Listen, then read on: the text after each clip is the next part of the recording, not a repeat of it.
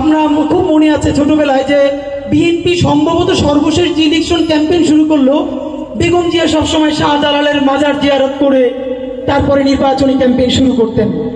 নতুন এক ধরনের বিএনপি গজানোর চেষ্টা করতেছে, যারা জিয়াউর রহমানের চেয়েও বেশি বিএনপি, যারা বেগম জিয়ার চেয়েও বেশি বিএনপি, আপনি ইসলামোফোবিক বিএনপি করার চেষ্টা করতেছে।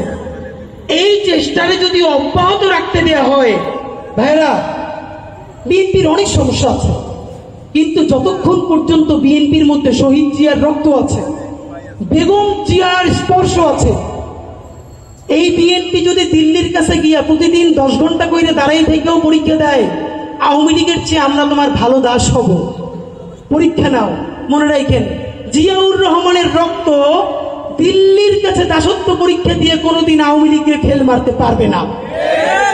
সুতরাং তোমার মধ্যে যেহেতু জিয়ারই রক্ত, তাইলে ওই পরীক্ষা না দিয়া জনগণের ভাষায় যেরকম ছিল সেইটাই থাকো।